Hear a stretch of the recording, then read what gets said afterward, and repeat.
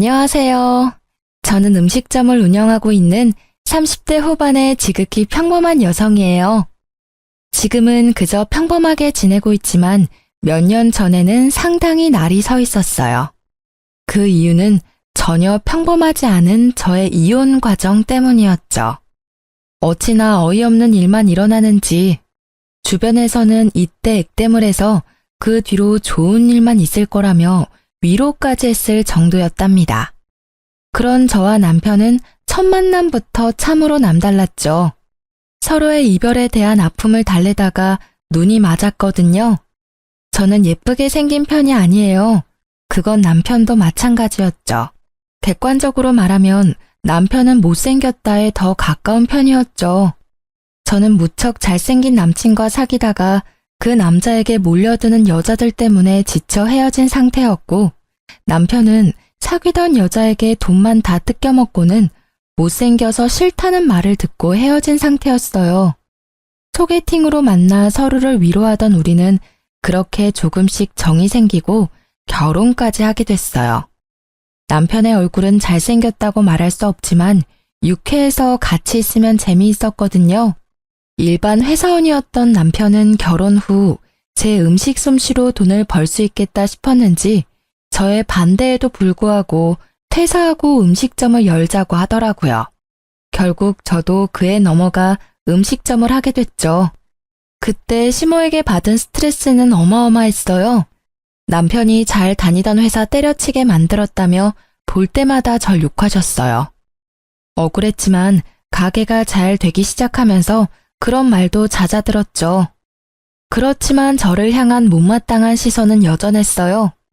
솔직히 제가 음식점 열자고 한 것도 아닌데 말이죠. 그런데 제가 이혼을 하게 된 건 그런 시모의 행동 때문이 아니에요. 제 이혼 결심의 첫 이유는 남편의 심각한 외모 콤플렉스 때문이었어요. 저는 잘생긴 외모가 밥 먹여주지 않는다는 걸 알고 있었고, 무엇보다 잘생긴 얼굴에 피를 본 적이 있었던지라 외모는 저에게 딱히 중요한 부분은 아니었거든요. 그런데 제 생각을 항상 비꼬아서 듣더라고요. 그러면서 사소하게 부딪히는 일들이 많았어요. 그리고 그 외모 컴플렉스에 정점을 찍게 된 일이 생겼어요. 그건 가게를 찾은 한 손님의 지나가는 말에서부터 시작됐죠.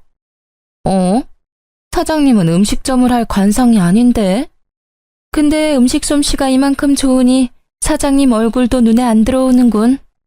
손님은 음식이 맛있다는 이야기를 짓궂게 돌려 말한 것이지만 남편은 다르게 해석하더라고요. 그 말이 자신의 외모 비하라고 생각했어요. 솔직히 남편의 얼굴은 30대 초반이라고 하기엔 많이 나이가 들어 보였기에 이해를 하려고 했어요. 그런데 그날 이후로 제게 짜증을 내더라고요. 아, 진짜. 이번에는 진짜 성형 좀 해야겠어. 음식점을 할 관상이 아니라고? 늙어빠진 인간한테 내가 이런 말을 들어야 해? 진정해, 여보. 그냥 듣고 흘려 넘기라고. 장사하면서 그런 것까지 다 신경 쓰면 당사만 더 힘들어. 당신도 내가 바보라고 생각해? 어떻게 그런 말을 듣고 가만히 있을 수가 있어? 당장 나와서 한마디라도 거들었어야지. 손님이야. 밖에서 모르는 사람이 그랬으면 나도 화냈겠지. 그런데 손님이잖아. 자기가 이해하고 넘어가. 응? 아, 몰라. 진짜 짜증난다고. 나 진짜 성형수술 좀 해야겠어. 그렇게 말하는 남편의 눈이 제게 향했어요. 당시에 가게가 힘들어 돈은 제가 관리 중이었거든요. 알았어. 자기는 성형수술이 하고 싶은 거지? 자기가 얼마나 스트레스 받는 건지 알고 있으니까 돈이 좀 모이면 수술해. 그러고 마음이 편하다면 못할 것도 없지. 그렇게 말해주고 며칠이 지났을까? 짜증과 화가 많았던 남편의 모습이 변했어요. 뭐랄까, 그냥 거동이 수상하다고 해야 하나? 계속 제 주변을 맴도는 기분이 들더라고요. 와이프인데다 같이 일까지 하고 있으니 그저 기분 탓이라고 생각하고 넘겼는데 저는 괜히 그게 신경이 쓰이더라고요. 그런데 며칠 뒤 제 공책이 사라졌다는 걸 알게 됐죠. 저는 머릿속이 새하얗게 변할 정도였어요. 그 공책은 가게 메뉴 레시피를 적어둔 공책이었어요. 저는 그 공책이 없어진 게 남편과 관련이 있다고 생각했어요. 자기야, 잠깐 나 좀 봐. 할 얘기가 있는데. 그렇게 말한 그때 가게 문이 콱 열리더니 한 남자가 잔뜩 성이 난 얼굴로 성큼성큼 다가오면서 남편 얼굴에 뭔가를 집어 던지더라고요. 저는 놀라서 소리를 지르려다가 그 사람이 던진 게 제 공책이라는 걸 알고는 깜짝 놀랐어요. 잘 만났다, 이 사기꾼. 내 돈 내놔, 내 돈 내놓으라고. 이딴 가치도 없는 공책을 뭐? 비밀 레시피? 지랄을 하네. 어디서 사람을 등쳐먹으려고. 빨리 내가 준 돈 가져와. 여기서 이러지 말고 밖에서 이야기합시다. 남편은 헐레벌떡 일어나 그 남자를 데리고 밖으로 나가려고 용을 썼어요. 잠시만요. 그 공책이 비밀 레시피라고요? 그걸 이 남자가 당신한테 팔았어요? 아, 그렇다니까. 내가 이 집 장사가 잘 돼서 돈 주고 레시피를 사겠다고 했는데 공책 읽어도 온통 평범한 레시피뿐이잖아요. 아무리 그래도 그렇지 이런 인터넷만 뒤져도 나오는 레시피를 팔아? 이 나쁜 사기꾼 같으니라고? 잠깐만요. 내가 지금 당장 돈 도로 돌려줄 테니 당장 여기서 나가요. 아, 빨리. 제가 그 사람과 대화를 나누려 하자 남편이 다급히 상대방 남성을 돌려보내려 하더라고요. 남성이 돌아가고 나는 남편을 빤히 쳐다보며 말했어요. 내 레시피 공책 언제 가져갔어? 아니, 그걸 팔았어? 그게 뭔지는 알지? 그거 우리 가게 장사 미천이야. 별거 없다고는 해도 나한테는 소중한 거고. 나도 어쩔 수 없었다고. 빨리 돈을 마련하려면 그것 말고는 방법이 없었다고. 돈이 왜 그렇게 급하게 필요한 건데? 당신 어디 대출 섰어? 보증 섰어? 아니, 아무리 대단한 일이 있어도 자기 장사 미천을 파는 인간이 어딨어. 그거 뺏겨서 우리 가게 휘청거렸으면 어떻게 책임지려고 한 거야? 말해봐. 이게 다 어떻게 된 일인지. 정형수술하려고 그랬다고. 내가 그 뒤로 잠도 못 자고 얼마나 시달리는 줄 알아? 당신은 모르겠지. 그런 소리 듣고도 실실 웃는 당신은 절대 모르지.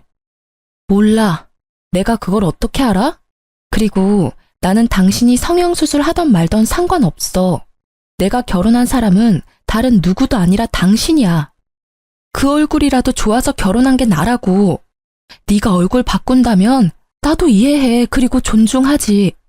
그런데 왜 그걸 남의 레시피 공책 팔아서 마련하려고 하냐고. 당신이 벌어서 수술하면 되잖아. 적어도 가게 날리는 선택은 하면 안 되지. 장사할 때 레시피가 얼마나 중요한지 몰라서 그래? 당신한테는 그 장사 미천이 제일 중요하겠지. 나는 안 그래. 나한테는 내 인생 자체가 걸린 문제라고. 우리 가게에서 웃는 손님들이 내 외모 보고 웃는 거 내가 모를 줄 알아? 다들 그렇게 실실거리면서 나 쳐다보고 진짜 죽겠다고. 당신이 나를 이해 못하는 거야. 왜 매번 이런 식으로 나를 물먹이는데? 누가 물을 먹였다고 그래. 물 먹을 뻔한 건 나거든? 다 이해한다고. 당신 성형하고 싶으면 해. 내가 바짓가랑이라도 잡고 말렸어? 아님, 내가 제발 그러지 말라고 빌기라도 했어. 하라고, 네 돈으로. 남의 물건 팔아서 성형하면 기분 좋겠어? 제 말에 할 말이 있을 턱이 없었던 남편은 입을 꾹 다물고 폰을 만지작거리더라고요. 가만 보니 아까 돌아간 남자에게 받았던 돈을 돌려주려고 계좌이체를 하는 모양이었어요.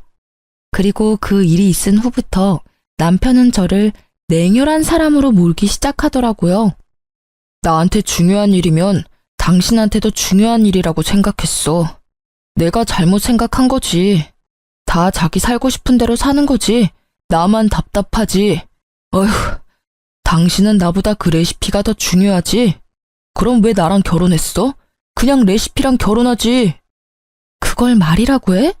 그 공책에는 내 비법과 시행착오들이 고스란히 들어가 있거든? 제발 애 같은 짓 좀 그만해. 내가 너랑 결혼을 했는데 도대체 누구한테 잘 보이려고 성형을 하려는 거야? 나한테만 잘 보이면 되는 거 아니야? 사실 레시피에는 비법 같은 건 적혀 있지 않았어요. 제 비법은 저의 휴대폰 안에 저장되어 있었죠. 하지만 남편의 행동을 보고서는 그 사실을 절대 알려주지 않아야 되겠다고 생각했어요. 혹시라도 나중에는 제 폰을 갖다 팔아버릴지도 모르니까요. 어쨌든 제 말에 남편은 아무 말도 못했어요. 입이 10개라도 할 말이 없는 게 정상이죠. 그 모습이 마음에 걸려서 저는 한마디 해줬어요. 가게 잘 돼서 돈이 좀 모이면 수술비 지원해 줄게. 그때까지만 참아. 알겠지? 결국 이 말을 듣고서야 남편의 얼굴이 좀 펴지더라고요. 제가 말은 그렇게 했지만 참 어이가 없었어요. 지금 우리 처지에 장사가 잘 되는 것보다 더 중요한 게 어디 있나요? 입에 풀칠이라도 해먹고 살아야 외모 치장도 하는 법인데 그저 자기 외모에만 신경 쓰는 남편에 대한 신뢰가 완벽하게 사라지게 된 사건이었죠. 그렇게 한바탕 사건이 지나가고 남편은 무척 열심히 일했어요. 가게가 점점 잘 되기 시작하니 자리를 잡기 시작했죠. 단골들도 생기고 무엇보다 남편은 성형을 위한 자금을 차곡차곡 모아가고 있었죠. 그런데 언제부터인가 친구와의 약속을 이유로 늦게 들어오는 일이 생기게 됐어요. 요리를 직접 하는 사람은 저였으니 남편이 없을 때는 알바생이 일을 많이 도와줬어요.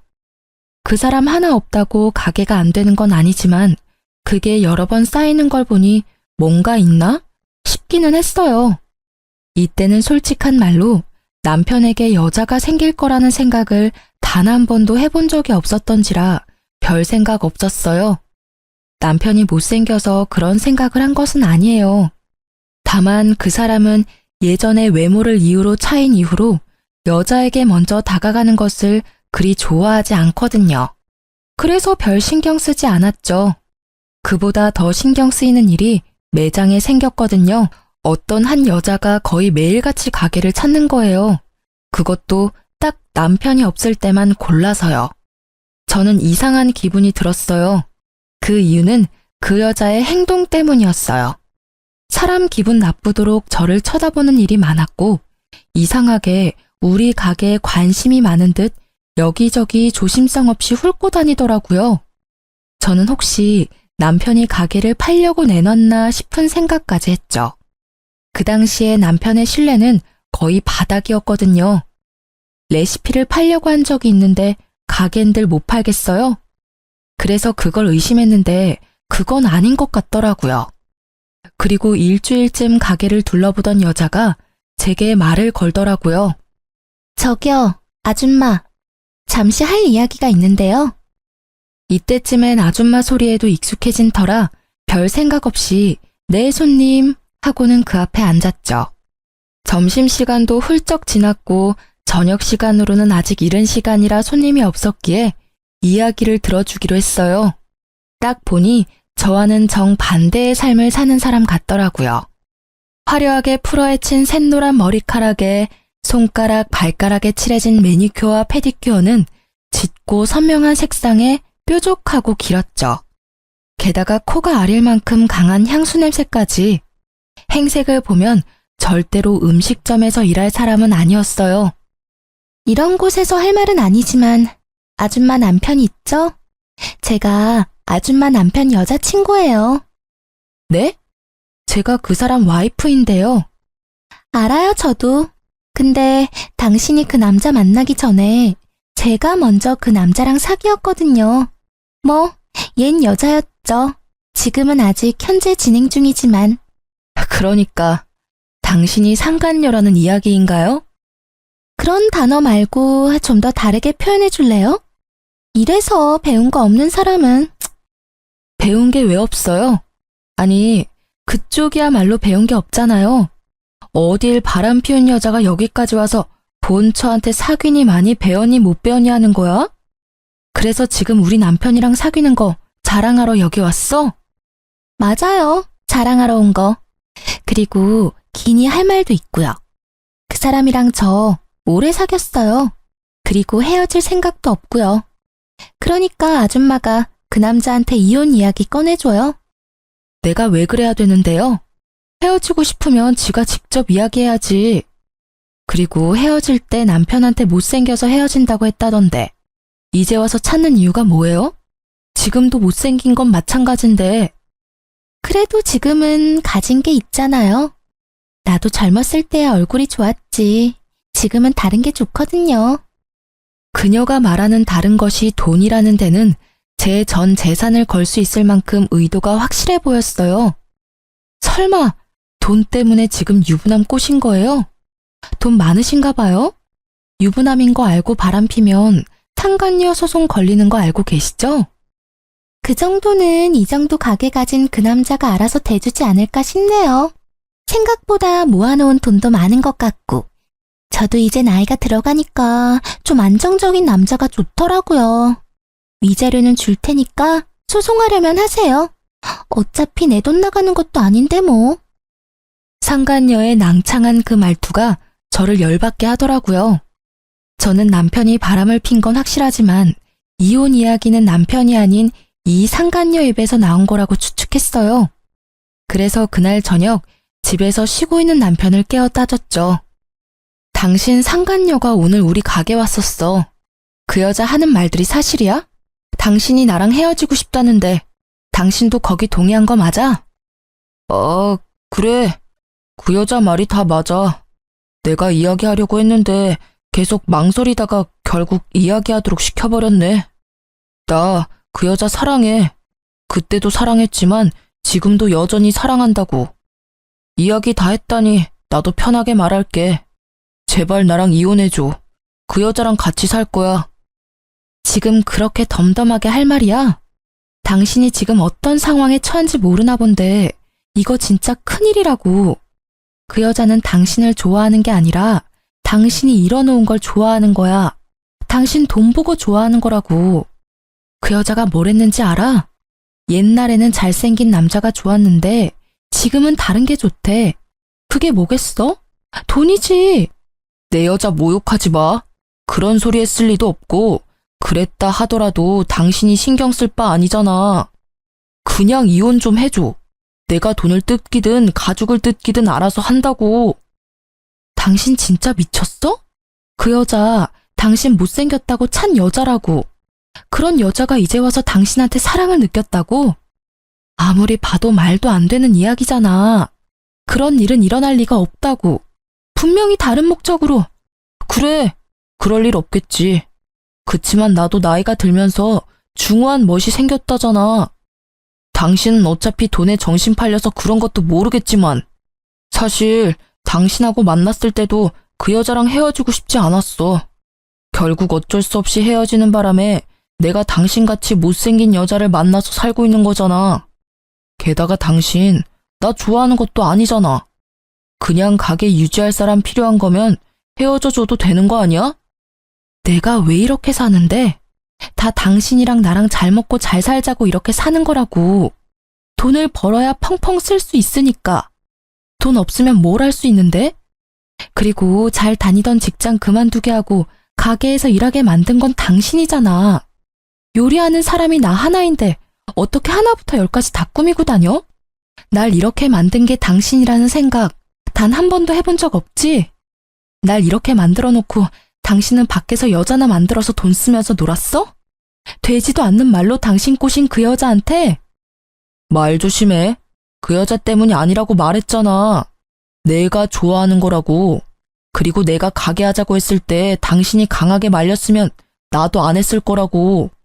이딴 말을 짓거리는 남편 놈을 보는데 진짜 가슴에서 솟구치는 분노에 몸이 덜덜 떨리더라고요. 딱 봐도 돈 목적으로 만나는 여자한테 홀라당 넘어가서는 조광지철을 버리려는 꼴을 보니 답답하기까지 했어요. 게다가 상간녀 편드는 걸 보니 정이 딱 떨어졌어요. 알았어. 이혼해. 나도 말 못 알아먹는 남자랑은 더 이상 말도 섞기 싫어. 합의 이혼하려면 위자료만큼 돈 나한테 줘야 하고 그거 싫으면 소송해. 어차피 나는 소송이 더 좋거든? 당신 바람피는 바람에 유책 배우자 돼서 나한테 위자료 줘야 해. 나도 내 몫을 챙겨야 하지 않겠어? 새로운 시작을 하려면 돈은 많을수록 좋으니까. 새로운 시작? 다 늙어 빠져서 주름밖에 안 남은 당신이 무슨 새로운 시작을 해. 예쁘기를 해, 돈이 있기를 해. 그렇다고 능력이 있어? 당신 아무것도 없어. 나랑 이혼하고 나가면 바로 거지꼴 된다고. 내 가게는 벌써 프랜차이즈 계약하려는 사람들이 생겼거든? 그러니까 이제 당신 같은 여자 필요 없어. 저는 남편의 모습에 학을 뗐어요. 자기가 곧 성공할 것 같으니 저를 버리겠다는 그 생각 자체가 더럽기 짝이 없는 생각인 거죠. 저는 꼴도 보기 싫어 그 집을 나왔어요. 남편은 이혼 정리를 빠르게 하더라고요. 저는 초고속으로 위자료를 받게 되었죠. 남편은 프랜차이즈 이야기만 잘 성공하면 이 정도 위자료는 바로 해결하고도 남을 거라고 생각했나 봐요. 그래서 빨리 돈을 주고 저를 떨궈내려 한 거겠죠. 그리고 상간녀 소송 비용까지 후다닥 주고는 제 자리를 지워가기 시작했어요. 남편은 제가 집을 나가자마자 상간녀를 가게로 들였더라고요. 처음에는 그 이야기를 듣고 엄청 열받고 자존심 상하더라고요. 그렇지만 그 상황이 오래가지는 않을 거라고 예상하고 있었어요. 이혼이 마무리된 날, 저는 아는 동생을 전 남편 가게에 보냈어요. 밥 한번 먹고 오라고요. 언니, 걱정 안 해도 되겠어요. 그 집 곧 망하겠더라고. 사람도 예전에 반도 안 되고 일단 맛이 없어요. 근데 가게 메뉴나 밑반찬이 예전이랑 똑같은 모양으로 나오는데도 맛이 없던데? 이상하죠? 들어가는 재료는 거의 똑같고 완성된 모양도 똑같던데. 왜 그렇지? 그랬어? 그럴 줄 알았어. 두 사람은 어땠어? 가게 삐걱거리면 당연히 두 사람도 삐걱거렸을 텐데. 상간녀 혼자 가게 지키고 있는데 나 술집인 줄 알았잖아요. 무슨 화장에 옷차림이. 거기다가 인간적으로 음식 나오는 가게에서 향수는 좀 아니지 않아요?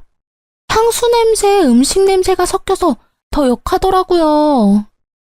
찡그리며 말하는 동생 이야기에 저는 코웃음을 쳤어요.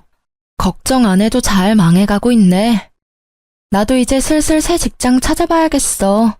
받은 건 많지만 일을 안 할 순 없으니까. 그렇게 이야기하고 며칠이 지났을까요?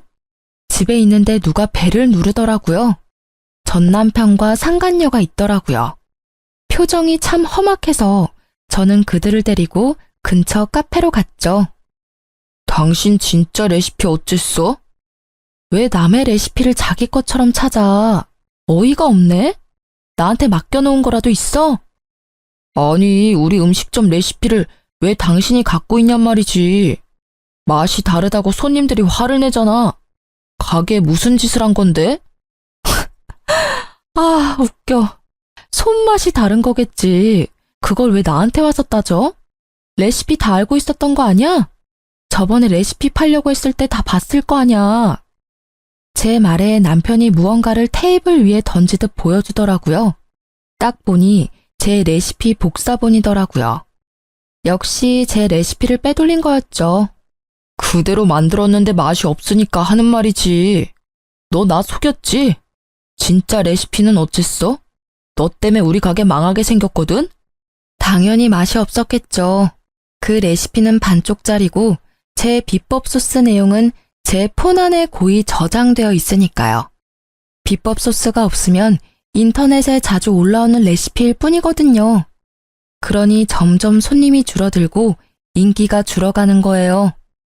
그러니까 그걸 왜 나한테 따지냐고. 레시피도 잘 도둑질 해갔으면서 나한테 와서 왜 음식 맛이 다르냐고 묻냐고. 네 가게잖아. 네가 그 이유를 알지 내가 어떻게 하냐고. 전 남편은 제 말에 답을 못 하더라고요. 자기들끼리 가게를 하기로 했으면 지들끼리 알아서 해야지. 왜 이혼한 전처한테 찾아와서 이 난리냐고요. 잠깐.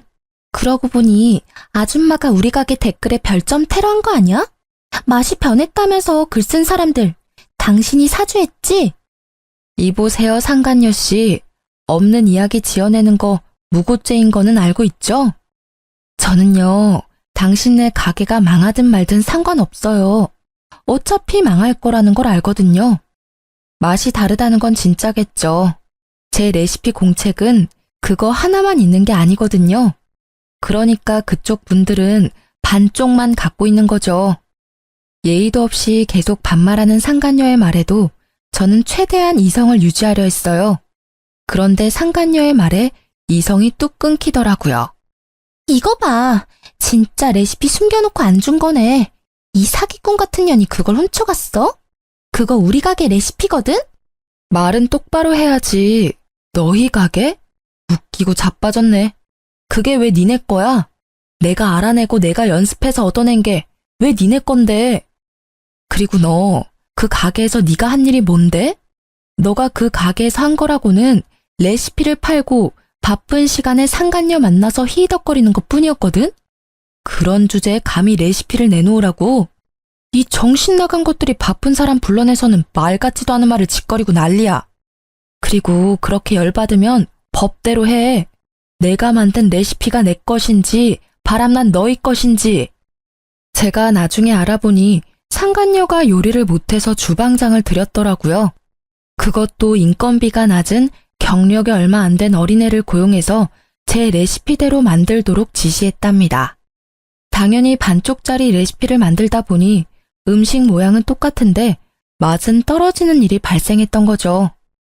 나한테 와서 따지지 말고 사랑하는 두 분이서 알콩달콩 맛있는 음식 개발에 집중하는 게 어때? 아, 사랑 노름에 빠져서 가게는 눈에 들어오지도 않지? 근데 분명히 나랑 이혼하면서 프랜차이즈 문의 왔다고 하지 않았어? 잘 되고 있는 거야? 뭐 여기까지 와서 나한테 이렇게 따지는 거 보면 말 안 해도 뻔하지. 저의 한껏 비꼬는 말에 전 남편은 답도 못하고 노려보기만 하더라고요. 그러게 마음을 좀 곱게 썼어야지. 너 마음 가는 대로 행동한 일이니까 네가 다 감수하는 것도 당연한 거야. 다 예상하고 이혼하자고 한 거 아니야? 웃기지도 않아 정말. 다음부터 이런 이야기 할 거면 불러내지 마. 저는 냉정하게 말했어요. 두 사람이 제게 온 이유는 알겠더라고요. 장사가 잘 안 되니 어쩔 수 없이 저를 찾아온 것 같아요. 레시피가 있으면 강탈해 갈 생각도 했었던 것 같고요. 그런데 구구절절 제가 맞는 말만 하니 지들이 뭘 할 수 있었겠어요? 그렇게 제 말이 끝나자 부글부글 끓고 있던 상간녀가 폭발하듯 소리치더라고요. 처음부터 레시피를 네가 개발한 것도 아닌데 날 속였어? 그래놓고 장사하자고 나한테 꼬신 거야? 너 진짜 아무것도 없잖아 지금. 아무것도 없긴 뭐가 없어. 너 나 좋다며. 좋아하니까 내가 하자는 대로 다 해주겠다며. 그리고 그 가게 운영하겠다고 한 건 너야. 네가 나더러 가게도 못 나오도록 만들었잖아. 내가 사장인데. 네가 얼굴 보이면 손님들이 가게 오겠어? 그것 때문에 가게 얼굴 들이밀지 말라고 이야기한 거잖아. 당신 얼굴 보면 있던 밥맛도 다 떨어진다고. 뭐? 그 전에는 아무도 그런 말 안 했어. 다들 밥만 잘 먹고 돌아갔다고. 당신이 홀을 제대로 못 보니까 손님이 떨어진 거겠지. 어디서 나한테 다 뒤집어 씌우는 건데? 다 네 탓이니까 이럴 줄 알았으면 너 같은 거 꼬시지 않는 건데. 막판에 괜찮은 놈 잡아보려다가 이게 무슨 날벼락이냐고. 가게 매출이 어마어마하다며. 나 먹여 살릴 수 있다며. 근데 이게 뭐냐고. 매일매일 손님은 줄고 돈만 계속 나가잖아. 왜 그게 내 탓이냐고. 엄밀히 따지면 이 가게에 바뀐 건 너뿐이잖아. 그럼 네 탓이지. 언제는 내가 가게에 있어서 좋다며. 못생긴 여자 있을 때보다 화사하고 좋다고 할 때는 언제고. 이제 와서 왜 그딴 소리 하는 건데? 따지고 보면 네가 레시피도 제대로 알지 못하면서 마누라랑 이혼한 게 잘못 아니야? 그 마누라랑 이혼하라고 매일 쪼았던 게 너잖아. 두 사람의 대화를 들으니 얼마나 웃긴지 저는 마치 개그 프로그램을 보는 것처럼 느긋하게 구경해줬어요. 마지막에 들리던 말에 완전 빵 터졌죠. 내가 미쳤지.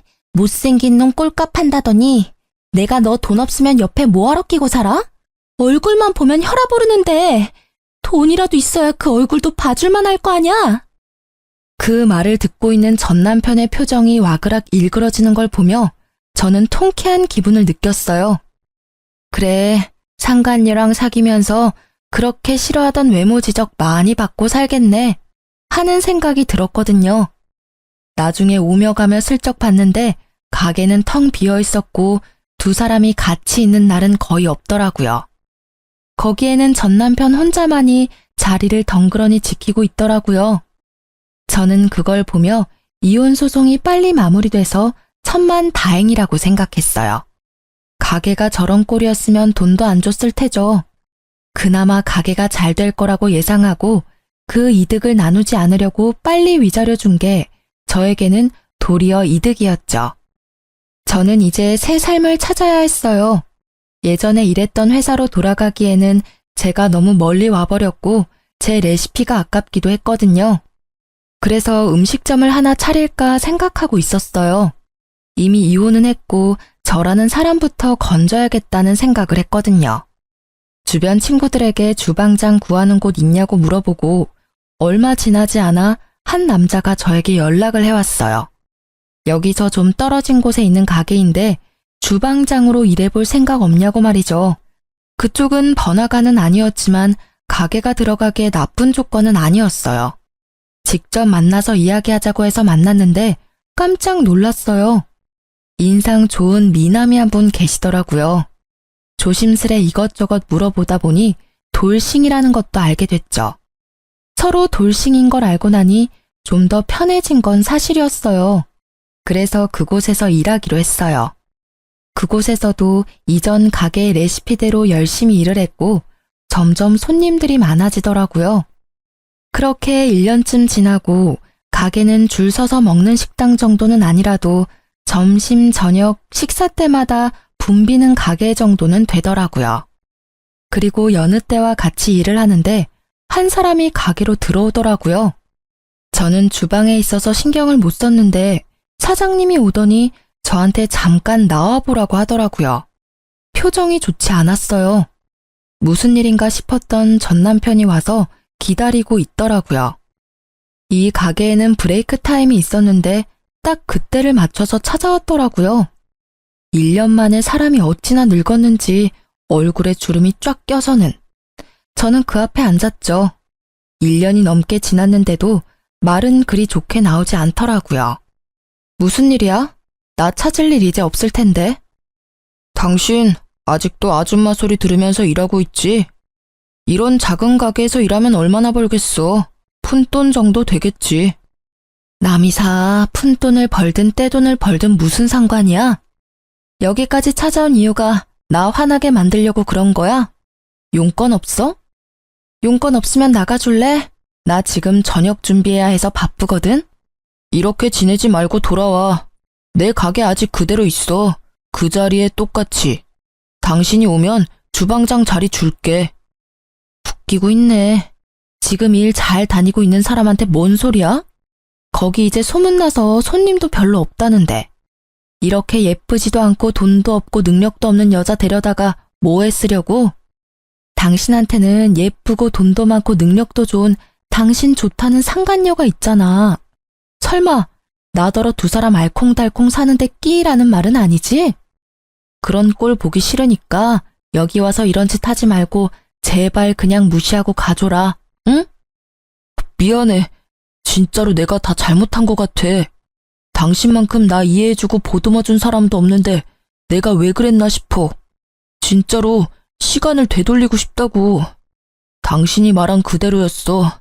그 여자 심지어 나를 좋아한 것도 아니었다고. 통장에 있던 돈에다가 대출까지 내 이름으로 쓰고는 도망갔어. 그 돈 내가 성형수술 하려고 모아놓은 돈인데 그걸 홀라당 다 가져갔다고. 게다가 프랜차이즈 내는 것도 음식 맛이 이렇게 다르면 자기들도 좀 생각해봐야 할 것 같다고. 그런 식으로 여기저기 있던 일들도 완전 무산돼서 가게도 곧 망할 것 같아. 아니, 망한 것 같아. 구구절절 말하는 걸 들어보니 참으로 딱하더라고요. 제가 한 말이 그대로 들어맞았으니까요. 그때 내가 말했지? 그 여자 그럴 의도로 당신한테 접근했다고. 내가 그때 말할 때는 믿지도 않더니 이제 당하고 보니 내 생각이 났어? 근데 어떡하지? 내 눈에는 당신이나 그 여자나 똑같아 보이거든. 돈 좀 벌고 여자한테 눈 멀어서 바람난 당신이나 돈 노리고 당신한테 다가와서 다 들고 튄 그 여자나 다를 게 뭐가 있어? 나는 그 여자를 사랑했다고. 그런 내 마음을 배신한 거야. 내 어디가 그 여자랑 똑같다는 거냐고. 당신은 나를 배신했잖아. 왜? 네 사랑에 눈이 머니까 남의 마음 사정에는 신경도 안 쓰였니? 대단해. 사랑 타령하면서 나한테서 다 뺏어간 게 넌데 자기는 그 여자랑 다르게 생각한다는 걸 들으니까 좀 소름 끼치네? 안 그래? 나한테는 너도 충분히 나쁜 놈이야. 유부남이 사랑 타령이라니. 그것도 제 마누라가 아닌 상간녀한테. 그 사실이 잘못됐다는 걸 모르는 것도 참 딱하고. 그러니까 지금 사과하잖아. 미안하다고. 잘못했다고 하잖아. 당신이 화내는 건 알겠는데 내 사정도 이해해줘. 응? 당신도 솔직히 여기서 아줌마 취급 당하면서 힘들게 사는 거 싫잖아. 내가 당신 사모님 소리 듣게 해줄게. 응? 미안한데 저는 남편의 말을 끊으려고 했지만 제 어깨에 손을 얹는 부드러운 손길에 입을 닫고 제게 다가온 남자를 쳐다봤어요. 이 가게의 사장이었어요. 여보, 저녁 준비는 내가 해놓을 테니까 대화 잘 끝내고 와요. 오해가 상당히 많이 쌓인 것 같으니까 깨끗하게 잘 풀어서 다시는 찾아오지 않도록 하는 게 좋을 것 같아. 그리고 제 현재 남편이기도 했죠. 제가 이 남자와 결혼한 건 6개월쯤 됐을 때였어요. 저는 이 잘생긴 남자의 고백을 곧이곧대로 받아들일 수 없었지만 이 남자는 끝까지 저를 설득시키더라고요. 자신은 그런 사람과 다르다고 한 가지 분명하게 약속할 수 있는 건 절대로 바람은 피지 않고 다른 여자 쳐다도 보지 않겠다는 말을 하며 저를 설득했죠. 저는 한결같은 마음에 반해 사귀기로 했고 함께하는 시간이 많아질수록 서로에 대한 이해가 깊어지며 좋은 사이로 발전하게 됐죠. 누가 봐도 잘생기고 환칠한 남자가 제게 여보라고 부르니 전 남편의 얼굴이 엄청나게 놀라는 걸 확인할 수 있었어요. 여보? 당신 결혼했어?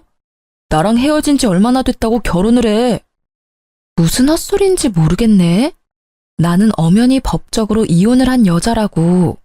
너하고의 사이에서 온갖 정이 다 떨어져서 이혼한 사람. 내가 왜 너 생각해서 재혼을 못해? 넌 나랑 이혼하자마자 상간녀랑 혼인신고 해놓고서는. 그래, 그러고 보니 너 유부남이었구나. 너 이런 식으로 나 꼬시면 안 되는 거야. 어차피 넘어갈 일도 없었겠지만. 그래도 이건 너무하잖아. 벌써 결혼이라니.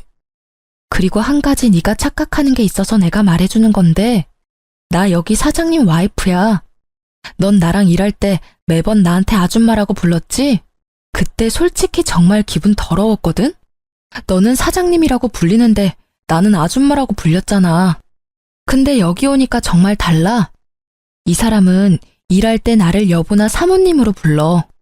못생긴 내가 싫어서 여보라고 부르지도 않은 네가 감히 여기 와서 그런 말 하면 안 되지. 아줌마 취급 당하면서 사냐고? 너랑 있을 때야말로 아줌마 취급 당했거든, 너한테서? 나는 그럴 의도로 당신한테 그런 말 한 거 아니라고. 그냥 주변 손님들이 다들 그렇게 이야기하니까 나도 모르게 아줌마라고 한 거지. 그걸 왜 다 내 탓으로 돌리는데? 네 탓이니까 네 탓이라고 하는 거지. 사장인 네가 날 그렇게 부르니 다른 손님들도 그렇게 부른 거라고. 그리고 솔직하게 말해줄게.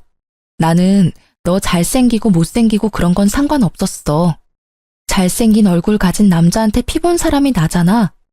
그런 내가 얼굴을 볼 거라고 생각해? 나한테 중요한 건 내면이었거든. 그래서 나도 모르게 잘생기지 않은 사람을 찾은 건지도 모르지. 그치만 나는 결혼 생활에 신뢰를 지켰어. 당신 외에 남자도 만나지 않고 돈도 같이 벌었고 당신 성형수술한다는 것도 반대 안 했지. 그런데 돌아온 건 뭐였어? 이혼이잖아. 그것도 상간녀가 생겨서 나와 이혼한 아주 더럽고 짜증나는 상황. 근데 이제는 너한테 참 고맙다고 생각하고 있어. 지질이 못생기고 궁상맞게 생긴 남자도 나를 배신할 수 있다는 걸 깨달았거든. 그렇게 헤어지지 않았으면 이렇게 잘생기고 다정한 남편도 만나지 못했을 테고. 못생기고 궁상맞게 생겼다고? 너 지금 말 다 했냐?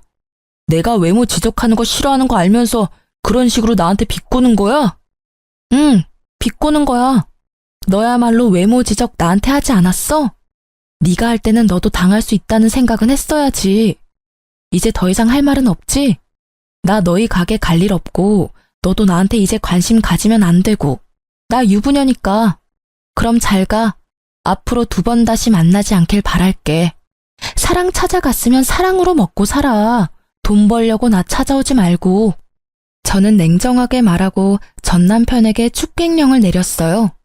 나가라고 둘러 말했는데도 전 남편은 나가지 않고 횡설수설하며 제게 말을 걸어오더라고요. 그때 재혼한 제 남편이 나타나 전 남편의 어깨를 잡고 밖으로 밀어냈어요. 손님, 이야기가 다 끝난 것 같으니까 돌아가 주세요. 그리고 이렇게 귀한 여자랑 헤어져줘서 고마워요. 저한테도 기회가 생겨서 이렇게 알콩달콩 잘 살고 있으니까요. 혹시라도 우리 와이프한테 또 연락하면 저도 지금처럼 조용히 있지는 않을 테니까 부디 다시는 찾아오지 마세요. 그럼 잘 가세요. 결국 전 남편은 그 말에 얼굴이 일그러진 채로 욕을 하며 밖으로 나가더라고요. 저는 그 모습을 보며 콧방귀를 꼈어요. 자기가 급하니까 안면몰수하고 다시 찾아오는 꼴이 참으로 열받았거든요. 아마 제가 현재 남편과 결혼하지 않았더라도 절대 넘어가지 않았을 건데 그걸 모르는 저놈의 얼굴을 보니 참 딱하고 답답하더라고요. 그렇게 전 남편이 들렀다 가고 얼마 안 돼서 전 남편 가게가 폐업했다는 이야기가 들리더라고요. 게다가 본인은 파산 신고를 하고 여기저기 알바 찾으러 돌아다닌다고 하더라고요. 이제 2번 다시 만날 일 없다고 생각하니 마음이 후련해지더라고요. 그 이후로는 전 남편을 만난 적이 없어요. 어딘가에서 잘 살고 있겠죠 뭐. 솔직히 이혼을 경험하면서 정말 기분이 더러웠어요. 남편의 외도가 원인이라는 건 정말 저에게는 자존심에 상처를 입히는 일이었거든요. 이 이혼으로 한 가지 깨달은 것이 있어요. 잘생긴 사람은 얼굴값하고 못생긴 사람은 꼴값한다는 말, 틀린 게 하나도 없더라고요. 예전에 누가 말해줬어요. 그때는 잘생긴 남자 때문에 힘들었다면 이 이혼은 못생긴 남자 때문에 힘들었던 거니까요. 제가 당해보니 세상에 믿을 사람 하나 없고 외모의 미추보다 중요한 게 콤플렉스 없는 건강한 마음이라는 걸 깨닫게 됐죠. 지금 결혼한 남편은 얼굴도 잘생긴 편에 속하고 마음씨도 다정하고 사람이 참 건강해요. 그 덕분에 저도 마음의 상처를 치유할 수 있었던 것 같아요. 이 글을 읽으시는 분들 중에 저처럼 어느 하나에 꽂혀서 잘못된 선택을 하는 사람들이 있을지도 몰라요. 그런 분들께 꼭 말씀드리고 싶네요. 너무 거기에 휘둘려서 선택의 폭을 좁히면 저처럼 된통 당할 일도 생기게 되니 나쁜 일을 당하더라도 그걸 기준점으로는 삼지 마세요. 모든 마음을 열어두고 봐야 정말로 좋은 선택을 할 수 있게 되는 것 같아요. 긴 글 읽어주셔서 무척 감사합니다. 저는 잘 살고 있으니 이 글 읽으시는 분들도 행복하고 즐거운 하루하루 보내세요.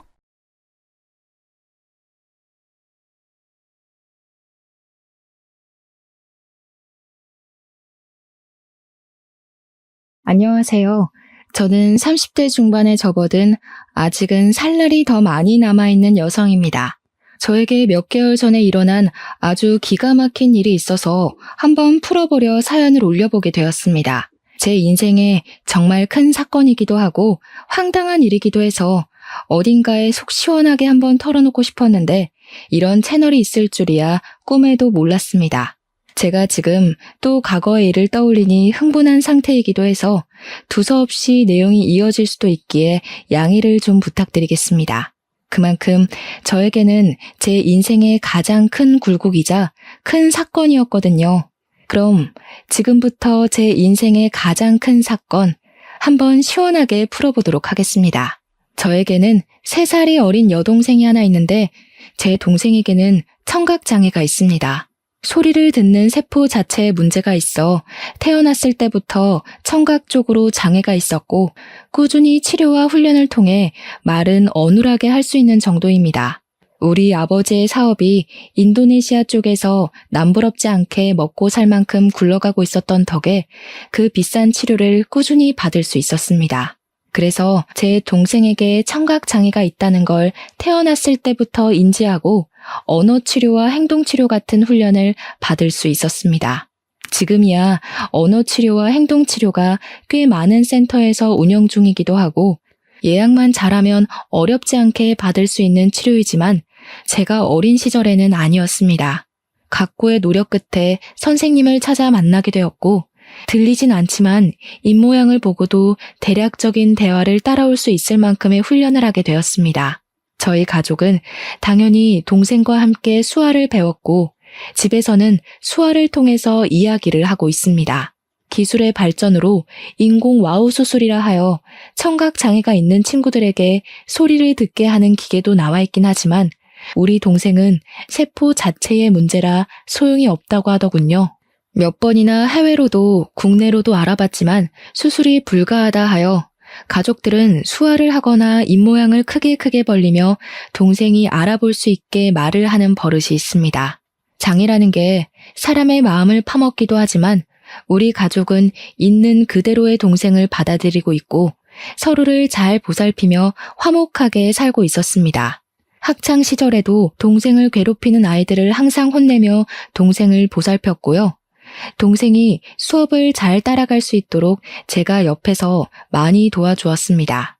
당연히 우리 자매의 우애가 돈독할 수밖에 없었습니다. 거기다가 동생이 청각장애가 있기 때문에 뒤에서 뒷말을 하는 못된 아이들도 많이 있었기에 저는 그런 동생을 위한 슈퍼우먼이 되어야 했습니다. 다행히 학교가 같은 재단에 있어 초중고를 동생과 같은 학교에서 보내긴 했지만 제가 대학생이 되어 먼저 대학에 진학을 하게 되면서 떨어지게 되었습니다.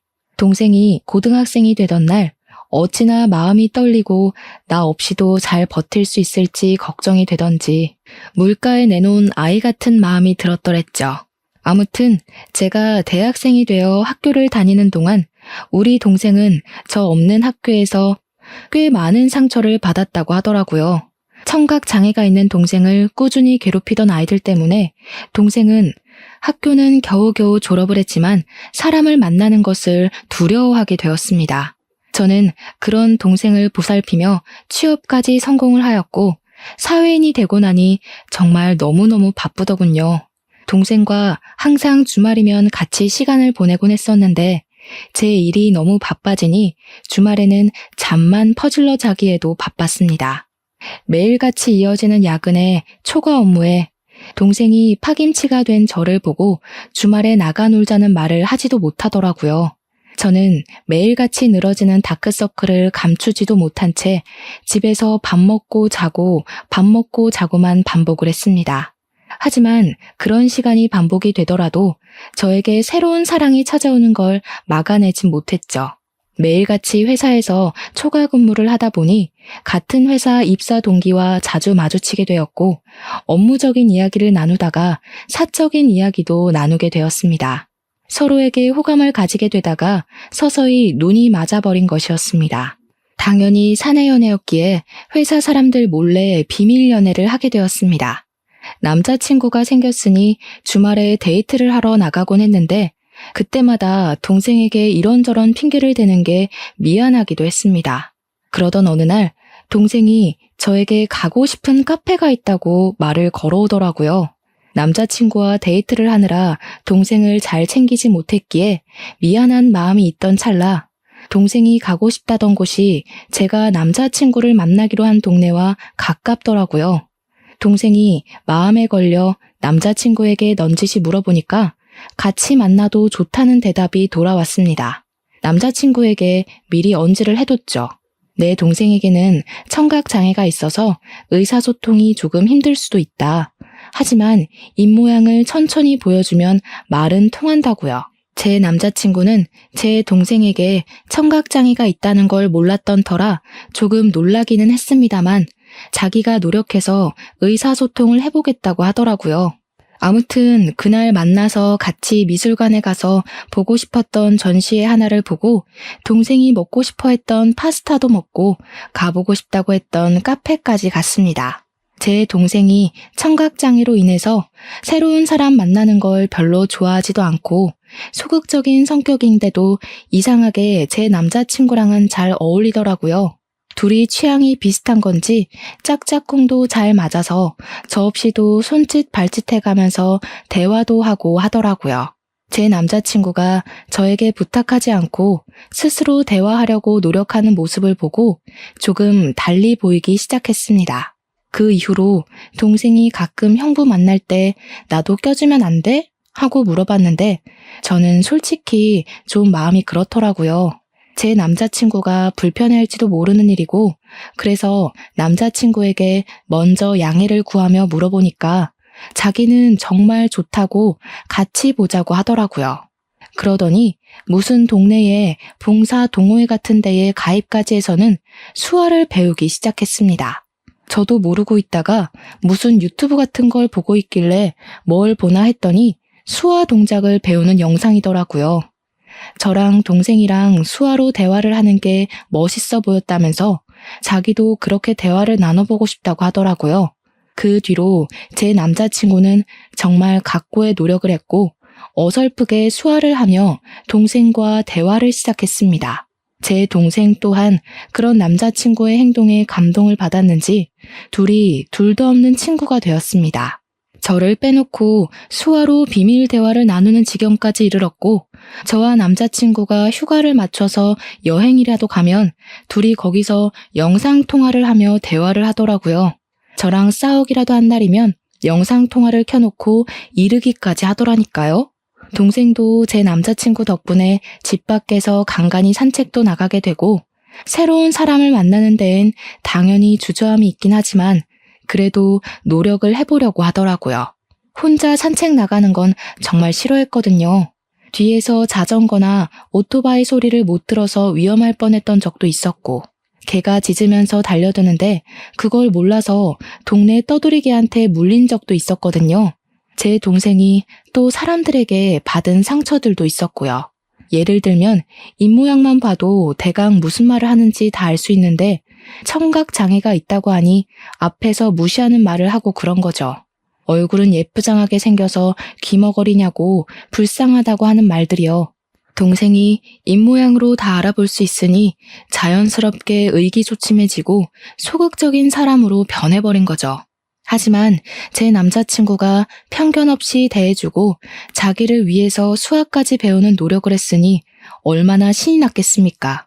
거기다가 우리 가족들은 영상통화를 해볼 생각을 하지 않았었는데 남자친구가 나서서 하니까 뭔가 보기가 좋더라고요.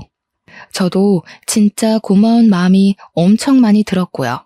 남자친구가 영업부 특성상 출장이 꽤 많았는데 그럴 때마다 우리 가족 선물도 챙겨오고 했습니다.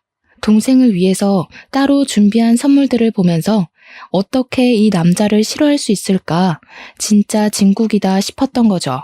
그렇게 2년을 만나고 나니까 동생이 저에게 넌지시 찔러보더라고요. 언니는 결혼 생각 없어? 이러면서요. 뭐 2년을 만나긴 했지만 제 나이가 30도 되지 않았을 때라 결혼은 벌써 생각하고 싶지 않다고 딱 잘랐죠. 동생이 저한테 약간 정색을 하면서 언니도 내년이면 30이다. 형부는 언니보다 나이도 더 많지 않냐? 하면서 이야기를 하더라고요. 결혼에 대해 진지하게 생각을 좀 해보라며 이야기를 하니까 진짜 그럴 나이가 됐나 싶기도 하고 말이죠. 그 뒤로도 몇 번이나 저에게 결혼 타령을 하니까 진짜 결혼을 해야 하나? 이 사람이랑 하는 게 맞나? 하는 생각으로 넘어가게 되었습니다. 저는 그때까지도 동생이 제 남자친구랑 내통을 해서 둘이 짜고 저를 떠본 거라고는 생각도 못했습니다. 남자친구가 저보다 4살이 연상이었기에 집에서도 슬슬 결혼 이야기가 나오고 있었나 봐요. 남자친구한테 계속 결혼할 여자 없어? 선이라도 알아봐줘? 하면서 집안 어르신들이 이야기를 하니까 제 의견을 한번 들어보고 싶었던 거죠. 저랑 결혼을 하고 싶긴 하지만 제가 아직 29살이고 의중을 모르니까 동생과 함께 짜고 떠본 것이었습니다. 동생이 한 3개월 내내 결혼 노래를 부르니까 한 해가 더 지나고 제 나이 30에 결혼을 한번 해볼까 싶은 마음이 들었습니다. 동생한테 지금 결혼하면 후회하지 않을까? 남자친구가 너무 좋은데 그냥 결혼할까? 하고 이야기를 하니 고개를 막 끄덕이더라고요. 빠른 거 아니라고, 지금 결혼해도 후회하지 않을 거라고, 형부 너무 좋은 사람이라고 하면서요. 둘이 짜고 치는 고스톱이라는 걸 알게 된 건 남자친구가 딱 3주 뒤에 저에게 프로포즈를 해서 알았습니다. 동생이 저에게 어떤 프로포즈를 받으면 감동받을 것 같냐, 뭐 이런 걸 물어봤었거든요. 아주 종합 선물 세트로 준비를 했길래 눈치를 못 챌 수가 없었죠. 남자친구한테 물어보니까 차일게 걱정돼서 도움을 좀 받았다고 이야기를 하더라고요. 우리 처제가 내 편이라 정말 다행히 하면서 웃는데 그 모습까지 귀여워 보여서 이 남자랑 결혼해도 되겠구나 하는 마음이 들었죠. 프로포즈를 수락하고 우리 집에 인사를 드리러 남자친구가 오기로 했는데 그날 점심부터 동생이 막 부산스럽게 준비를 하더라고요. 형부 될 사람이 정말 좋은 사람이라고 부모님께 막 나서서 이야기를 하는데 그런 애가 아닌데 칭찬을 하니까 부모님도 좀 놀라시고요. 제 동생이 가족 이외의 사람에게 이렇게까지 정을 붙이고 마음을 털어놓은 적이 없는 애라 놀라실 만도 하셨겠죠. 부모님께서는 우리 집은 인성됨됨이만 잘 잡혀있으면 만사 오케이라고 하시면서 본 적도 없는 남자친구가 마음에 든다고 하셨습니다. 또 제 남자친구가 넉살이 워낙 좋은 사람이라 오자마자 큰절부터 올리고 밥도 고봉밥으로 2그릇이나 먹었습니다. 대화하는 내내 분위기를 얼마나 익살스럽게 잘 이끌고 가던지 저희 부모님도 푹 빠지셨죠. 거기다가 저희 아버지와 술을 한잔하는데 둘이 죽이 너무 잘 맞는 거예요. 둘 다 만취해서 노래방 가자 하더니 정말 온 가족 다 끌고 노래방 가서 신명나게 놀았습니다. 제 동생은 들리지도 않는데도 혼자 탬버린 들고 춤까지 추더라니까요. 진짜 한 6개월치 웃을 거 그날 하루에 다 웃었다고 해도 과언이 아니었습니다. 아무튼 그날 우리 집에서 인사도 잘 드렸고 저도 예비시댁에 방문을 해서 인사를 드리기로 했는데 그제야 남자친구가 이야기를 털어놓더라고요. 사실 그동안 숨기려고 했던 건 아닌데 말하지 못한 게 있다면서 예비시댁의 집안 사정에 대해 이야기를 하기 시작했어요. 남자친구가 어릴 때 아버지께서 돌아가시고 집안의 가장 노릇을 쭉 해왔다고 하더라고요. 당연히 형편이 좋지 못해 대학도 못 갔고 바로 부사관으로 입대를 해서 군 생활을 하다가 27살에 전역을 했다고 하더군요. 할 줄 아는 게 없어서 2년 동안 각고의 노력 끝에 자격증들을 줄줄이 따게 되었다고 했습니다. 지금 회사에 입사를 하게 된 것도 고졸 전형으로 입사를 한 거라며 미리 말을 못해서 미안하다고 하는 겁니다. 아버지께서 돌아가실 때 빚을 좀 남겨놓고 가서 그 빚을 갚으라 여태 모아둔 돈이 별로 없다고 하면서요. 저는 솔직히 너무 놀랐죠. 거의 3년을 만났는데 그동안 그런 사정을 단 한 번도 비치지 않아서 몰랐거든요. 항상 깔끔하게 옷을 입고 다녔고 마음에 공허함이 있다거나 어딘가 부족하다, 모자라다 하는 느낌이 전혀 없어서 짐작도 하지 못했었습니다. 그것도 결혼 직전에 와서 그런 이야기를 하니까 순간 마음이 흔들리는 건 어쩔 수가 없더라고요. 제 눈에 동공지진이 일어날까 제 손을 딱 잡으면서 이야기를 하더라고요. 자기가 15년 동안 빚을 갚았다고, 고등학교 2학년 때부터 아르바이트를 해서 돈을 벌었다고요. 생활력 하나는 남들과 비교도 할 수 없게 좋고 무슨 일이 있어도 절대 굶길 일 없을 거라고 했습니다. 빚도 다 갚았고 집안에 돈을 퍼줘야 하는 것도 절대 아니니까 걱정하지 말라고요. 단지 집으로 인사를 드리러 갈 텐데 집이 많이 낡아서 보이는 게 전부가 아니라는 말을 하고 싶었대요. 아버지께서 돌아가시기 전에 남겨주신 집이라 차마 처분도 못하고 그 낡은 데서 온 가족이 살았다고요. 가족들의 소중한 추억이 담겨 있는 집이라 상속 포기도 하지 못하고 돈을 다 갚을 수밖에 없었다며 덧붙였습니다. 저희 집이 아무래도 넉넉한 집안이다 보니 돈이 없는 사람과 결혼한다는 게 고된 일이라는 생각은 별로 하지 못했어요. 그런 거 있잖아요. 어차피 내가 돈이 있으니 내가 더 준비하면 된다는 안일한 생각을 했다고나 할까요? 남자친구, 그러니까 예비신랑의 꾸준한 설득 끝에 예비시댁에 방문을 하기로 결정을 내렸습니다. 양손 무겁게 가라는 부모님의 말에 선물을 잔뜩 준비해서 예비시댁에 방문을 했는데 조금 놀랍긴 하더라고요. 벽지에는 곰팡이가 죄다 쓸어 있었고 문 경첩은 뜯어져 나가서 문이 덜렁덜렁 붙어있는 수준이었습니다. 현관문에 옛날 빌라처럼 철문으로 되어 있었는데 누가 발로 찬 건지 망치질을 한 건지 우글우글 찌그러져 있었고요. 제가 찌그러진 문을 바라보고 있으니까 예비 시모가 다가와서는 어휴 저걸 고친다는 걸 여태까지 까먹었다고 하시면서 멋쩍게 이야기를 하시더라고요. 예전에 빚쟁이들이 문 열라고 하도 발로 차서 저렇게 됐다고 웃으면서 이야기를 하시는데 저는 속으로 시겁했죠 뭐. 어떻게 발로 차면 문이 저 모양이 되나 싶을 정도로 찌그러져 있었거든요. 제가 방문을 하긴 했는데 시댁이 진짜 냉골이더라고요. 너무 추워서 팔에 소름이 쭉 돋을 정도였다고나 할까요? 제가 약간 으슬으슬해하니까 예비신랑이 예비시모한테 보일러를 좀 떼지 왜 이렇게 집이 춥냐고 한 소리를 했습니다. 그러니 예비시모가 눈을 살짝 흘기면서 돈 아껴야지 무슨 보일러니? 하면서 씻을 때나 잠깐 틀면 된다고 하시더라고요. 저보고 춥냐고 묻더니 집에서 입는 겉옷이 있다고 예비신랑이 군대에서 입었을 법한 깔깔이 같은 걸 하나 쓱 주시더라고요. 저는 집에서 입는 겉옷이 있다는 사실에 2번 놀랐죠. 거기다가 그 옷에서 나는 이상한 쩐내에 3번 놀랐습니다. 쿰쿰하고 뭔가 지린내 같은 쩐내가 나서 도저히 못 입겠다 싶어서 예비 시모에게 돌려드렸어요. 저녁이나 먹자고 하시길래 제가 뭐 도와드릴 건 없나 하고 기웃기웃하니까 예비 신랑이 앉아있으라고 하대요. 그 말에 예비 시모가 저한테 부잣집 아가씨라던데 그 손으로 뭘 하겠냐고 가만히 있는 게 돕는 거라고 하시더라고요. 그 말을 듣는데 약간 기분이 쎄한 것이 저를 별로 마음에 안 들어 하시나 싶기도 했습니다. 저녁밥이라고 대충 상을 차려주셨는데 물론 저희 집과는 가정 환경 자체가 차이가 나니까 그럴 수 있다 생각은 하면서도 영 기분이 별로인 거예요. 치킨 볶음밥 같은 거랑 김치만 냅다 올려져 있는 상이었는데 예비 시모가 우리 집 김장김치가 정말 맛있다면서 밥 2공기 먹어도 된다고 하시더라고요. 제가 밥을 젓가락으로 뒤적거리다가 이거 치킨이에요? 하고 물어봤더니 예비 시모 하는 말이 어제 치킨 시켜 먹고 남은 걸로 볶았다고 하시더군요. 음식 남기는 거 벌 받는 거라면서 환경 보호해야 된다고 덧붙이시는데 제 얼굴이 다 빨개지더라고요. 물론 제가 상다리 부러질 만큼의 식사를 기대한 건 아니지만 남은 치킨으로 만든 볶음밥에 김장김치 덜렁 있는 건 아무리 생각해도 아니잖아요.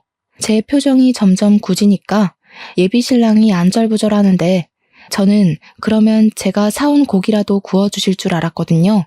근데 그 고기는 나중에 우리 딸 오면 구워 먹어야지 하면서 냉장실로 직행하더라고요. 도저히 입맛이 없어서 밥 한 술 뜨지도 않고 수저를 탁 내려놨습니다. 그러니 그제야 예비신랑이 예비시모한테 화를 내더라고요. 아니 엄마, 내가 어제 준비 좀 잘해달라고 10만 원 드렸잖아요. 그 돈으로 장도 보고 하시라고요. 어제 네 조카들 놀러 왔던 거 몰라서 그래? 걔네도 힘들게 사는데 내가 장이나 보고 그럼 되겠니? 네 조카들 필요한 거 사라고 내가 용돈 줬다. 예비신랑이 아니 그 돈을 그렇게 쓰면 어떡하냐 하면서 이야기를 하는데 대뜸 저한테 화살이 돌아오더라고요. 예비시모가 저를 딱 보면서 말을 이어가셨습니다. 나한테 딸이 하나 있는데 우리 마지야 마지. 걔가 어릴 때 시집 가서 애들도 좀 크고 그러거든. 걔네도 고생하는데 돈은 없고 아무튼 학원 가야 하는데 돈 없다 난리를 쳐서 내가 용돈 좀 줬어. 아직 결혼도 안 한 사이에 서운하거나 뭐 그런 거 아니지? 그 자리에서 제가 어떻게 서운해요 하겠습니까? 막말로 그건 서운한 게 아니라 저에 대한 예의가 없는 거라고 생각했어요. 손님 불러다 놓고 치킨 볶음밥에 김장김치라니 기가 차서 원. 제가 그냥 아무 소리 안 하고 가만히 있으니까 예비 시모도 좀 민망했는지 그래 뭐 아가씨 돈도 아닌데 하고 넘어가시더라고요. 그 말에 기가 막혀서 표정만 더 굳어버렸습니다. 그렇게 찜찜한 자리를 뒤로하고 나왔는데 고민이 엄청나게 되더라고요. 우리 집에서는 이만한 남자 없다, 빨리 결혼해라 하는데 시댁 분위기는 세상에서 가장 구질구질한 느낌이고 그런데 또 한편으로는 결혼해서 시댁 식구들 만나봐야 1년에 몇 번이나 보겠나 싶기도 하고 그래서 결혼 준비를 시작하게 되었습니다. 이제 와서 결혼 못하겠다. 너랑 나랑 집안 차이가 너무 심하다 하기에는 시간이 너무 흘러버린 탓도 있었고요. 결혼을 하기로 하고 청첩장도 다 찍고 집을 구하러 다니는데 신혼부부 전세자금 대출 이자율이 생각보다 너무 높았습니다. 예비 신랑이나 저나 둘 다 기본소득 이상으로 벌고 있어서 그런지 혜택 받을 수 있는 게 거의 없었습니다. 거기다가 아버지 사업체까지 있으니 더 그런 거예요. 결국 제가 골머리를 썩으니까 아버지께서 눈치를 채시고 먼저 말을 해주셨습니다. 사실 제가 동생에게만 슬쩍 이야기를 했는데 동생이 아버지께 이야기를 했더라고요. 언니가 집 때문에 고민이 많아 보인다고요. 아버지께서 저한테 집을 해주시겠다고 그러니 너무 대출 받는 거에 신경 쓰지 말라고 해주셨습니다. 저야 너무나도 감사했죠. 제일 중요한 집 문제가 해결되고 나니까 알턴 일을 뺀 기분이었습니다. 집 대출만 안 받아도 솔직히 한 달 생활비에서 엄청난 차이를 보이니까요. 그렇게 모든 준비가 끝나고 결혼식 날이 왔는데 저는 신부 대기실에 내내 있느라 동생에게 무슨 일이 생겼는지 알 수가 없었죠. 근데 신부 대기실에 찾아온 동생의 낯빛이 너무 안 좋더라고요. 그래서 무슨 일 있었냐고 물어보니까 동생이 고개를 절레절레 젓더라고요. 근데 이 언니들의 감이라는 게 있으니까 동생에게 뭔가 있는데 숨기고 있다는 느낌을 세게 받았습니다. 저한테 결혼식 잘하라고 수화로 말을 하길래 저도 알겠다고 대답을 하고 있는데 신우가 신부 대기실에 들어오더라고요. 저희 자매가 수화로 이야기를 하고 있으니까 갑자기 어머 하더니 옳게 지금 동생 장에 있는 거 티내는 거야? 하더라고요. 순간 내가 무슨 말을 들은 건지 싶어서 신우한테 지금 뭐라고 했냐고 되물었더니 인상을 팍팍 쓰더라고요. 우리 동생이 그 찰나에 어깨를 움츠리는 걸 보고 이 망할 신우가 내 동생한테 뭔 짓을 했나 싶었습니다. 제가 빤히 신우 얼굴을 보고 있으니까 신우가 하는 말이 결혼식 입구 앞에서 사돈어른이랑 사돈처녀가 수화로 대화를 하더라고 하면서 운을 뗐어요.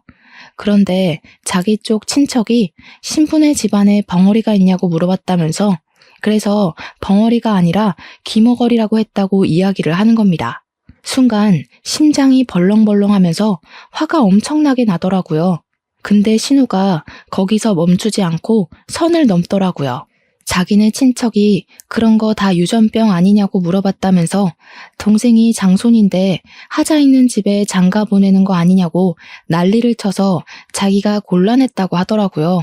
우리 동생이 아무리 못 듣는다고 해도 눈치라는 게 빤히 있는데 입모양만 보고 대충 무슨 이야기인지 알아차린 것 같더라고요.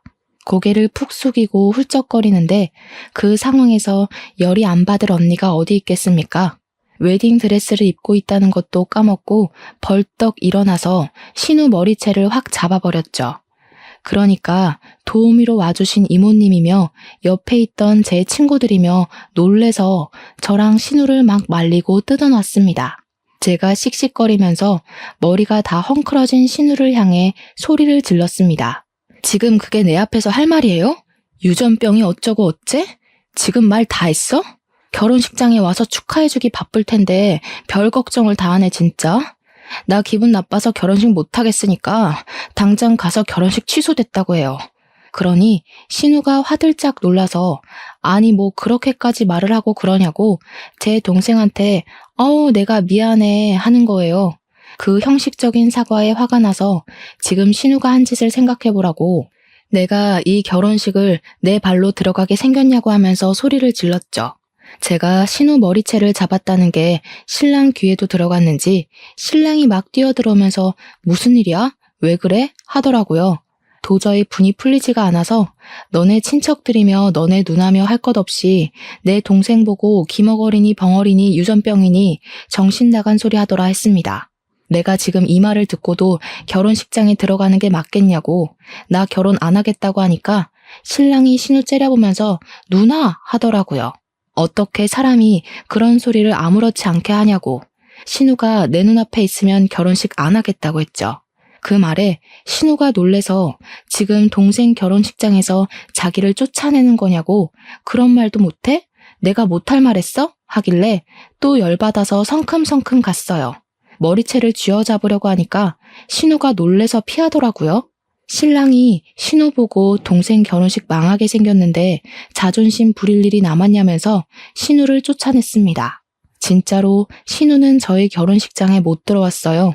제가 신우 있으면 결혼 안 하겠다고 하고 대기실에 눌러 앉아버렸거든요. 신우 쫓아낸 거 확인하고 나서야 식이 시작이 되었고 찜찜한 마음은 그대로 제가 떠안게 되었죠 뭐.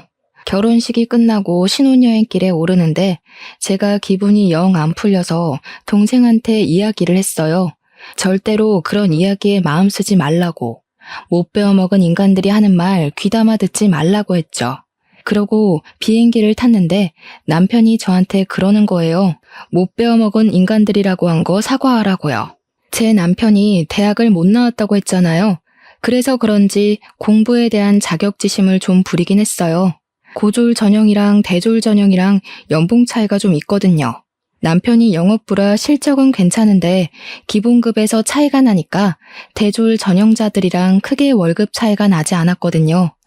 거기다가 공부를 못해서 대학을 못 간 게 아니라 돈이 없어서 못 간 것이니 그럴 만도 했죠. 하지만 저도 제 동생이 그런 모욕을 당했는데 자존심이 있죠. 어떻게 냅다 사과를 하겠습니까? 저도 의견을 굽히지 않았고 사과는 못하겠다고 했습니다. 둘 다 자존심을 부리다가 신혼여행 가는 비행기 안에서 12시간 내내 아무 말도 안 하고 있었다니까요. 도착해서도 냉기만 폴폴 풍기다가 사과를 안 하면 같이 안 다니겠다고 먼저 선수를 치더라고요. 저도 굽히기 싫어서 너랑 안 다니겠다고 하고는 관광도 따로 다녔습니다. 혼자 며칠을 지내다가 결국 마지막 날이 되고 나서야 타협을 하게 되었죠. 사과를 하거나 그런 건 아니었고 서로 잘못한 거고 서로 기분 나쁜 상태니까 조심하자고 대충 뭐 휴전 정도만 한 거죠. 근데 둘 다 서로의 가족에 대해 그렇게 말한 게 앙금으로 남아서 혼인신고를 원래 신혼여행 다녀오면 바로 하기로 했었는데 조금 미루기로 했어요. 남편도 제가 꿋꿋하게 사과를 하지 않고 자존심을 부리니 혼인신고를 미루는데 동의하더라고요. 보통은 신혼여행을 다녀오면 시댁과 친정 인사를 드리러 가잖아요. 근데 결혼식 날 그런 소동이 있었는데 시댁 인간들 얼굴이 보고 싶었겠습니까? 남편도 뭐 저랑 별반 다르지 않은 것 같았고요. 그냥 일이 바빠서 인사드리러 갈 시간이 없다고 대충 둘러대고는 저는 우리 집으로 남편은 시댁으로 각자 가서 선물 줄 거 주고 돌아왔습니다. 끼를 볶아도 시원치 않을 신혼기간에 서로 서먹서먹해진 거죠. 연애할 때도 이렇게 싸워본 적이 없었기에 저희는 어떻게 풀어야 할지 방법도 모르고 있었습니다. 그렇게 한 달이라는 시간이 좀 지났을까? 시무가 갑자기 할 이야기가 있다면서 시댁으로 오라고 부르더라고요. 그 곰팡이 쓸어있는 냉골 같은 집에 갈 생각을 하니까 너무너무 싫었지만 피하는 것도 하루 이틀이지 불렀는데 가야죠. 퇴근하고 남편이랑 같이 찾아가니까 시무가 그러더라고요. 예, 너네 집 말이다. 아무리 사돈어른이 해줬다고 해도 그렇지 어떻게 부부간에 정도 없이 딱 네 명의로 했니? 저희 아버지께서 제 결혼 선물로 해주신 건데 당연히 제 명이죠. 그러면 세금을 좀 많이 내야 하지 않니? 우리 아들 명의로 했으면 세금도 덜 내고 얼마나 좋아. 세금이 다 똑같죠. 얘가 뭘 모르네. 우리 아들이 산 것처럼 매매 형식으로 꾸몄으면 얼마나 좋니? 너한테 가면 상속세도 물어야 할 텐데 당연히 세금이 더 나오지. 애가 헛똑똑이야. 저희 아버지께서 사업체를 운영하고 계신데 지금 탈세를 하라고 하시는 거예요. 어차피 세금도 저희 아버지께서 다 내주셨는데 뭐가 문제라는 거죠? 아버지께서 저한테 돈 쌓아두면 뭐하냐고 딸한테 주는 건 아깝지 않다고 하셨거든요. 그래?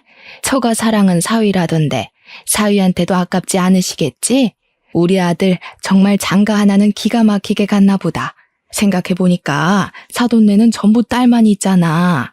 사업은 자고로 남자가 해야 제대로 굴러가는 법인데 사돈댁에는 아들이 없으니까 우리 아들한테 딱 물려주면 되겠다 싶은 생각이 들더라고. 그 말을 듣는데 욕심낼 걸 욕심내야지 진짜 기가 막히더라고요. 가뜩이나 시댁에 대한 인식이 바닥을 치고 있는데 저런 욕심까지 내니까 저게 사람인가 하는 생각도 들고요. 결혼한 지 한 달 막 지났는데 왜 남의 집 사업에 관심을 가지고 욕심을 내는지. 저희 아버지께서는 기업은 기업인이 운영해야 한다는 주의셔서요. 가족들에게 승계할 생각 전혀 없으시고요. 나중에 은퇴하실 때 전문 경영인 두실 거래요. 아니 왜? 그 귀한 사업체를 남에게 맡기니? 우리 아들이 얼마나 노력해서 지금 회사 입사했는지 너는 알지? 우리 아들 능력 한번 보면 말이 달라지실 거다. 그러지 말고 이참에 사돈네 회사에 우리 아들 한 자리 주라고 좀 해봐. 한 자리에서 능력 좀 보고 기업도 물려받고 하면 딱이지 않겠어? 우리 며느리 능력 좀 한번 보자. 남편이 잘 돼야 아내도 편한 법이야. 어머님, 지금 아들 취업 청탁하시는 거예요? 어머님 아드님은 자기 능력으로는 아무것도 못하는 바보인가요? 지금 다니는 회사도 열심히 노력해서 취업한 거 알아요. 충분히 자부심 느끼면서 사는 것 같던데 왜 그러세요? 우리 아버지 회사에 굳이 취직 안 해도 이 사람 잘하고 있는데 그런 말씀으로 취업 청탁하시면 어머님 아들만 바보 만드는 거예요. 그러니까 시무가 씩씩거리면서 지금 우리 아들 바보라고 했냐, 모자란 놈 취급이냐 하면서 성을 내시더라고요. 제가 뭐 틀린 말 한 것도 아닌데 씩씩거리니까 웃기더라고요. 저도 제 할 말 끝났으니까 그냥 자리에서 일어나 버렸습니다. 그 자리에 더 앉아있어 봐야 얼굴 붉힐 일만 남은 것 같고 이런 취업 청탁이 영 듣고 싶지도 않았고요. 결혼했다고 우리 아버지 사업체까지 자기 몫으로 만들어버리려고 하는 파렴치한 시모 앞에서 하하호호 웃으면서 밥까지 먹었다가는 체할 것 같았거든요. 그래서 가방 들고 나오니까 남편이 뒤따라 나오더니 제 팔을 확 잡아채는데 그 힘이 너무 세서 팔이 빠지는 줄 알았습니다. 제가 당황한 나머지 악소리를 내면서 지금 뭐 하는 거냐고 힘자랑하냐고 한마디 했죠. 그러니까 시모가 저를 보면서 혀를 끌끌 차면서 왜 따박따박 시모한테 말대답을 하거든하면서 한 소리 하는 거예요.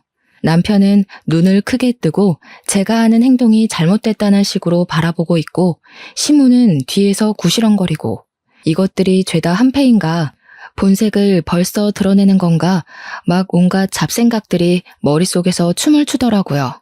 제가 못할 만한 것도 아니고 왜 남편 몫이 아닌데 자꾸 욕심을 내는 거냐고 했습니다. 그러니까 남편이 하는 말이 자기가 욕심낸 것도 아니고 아들이 잘 됐으면 하는 부모의 마음인 걸 모르냐고 하더라고요.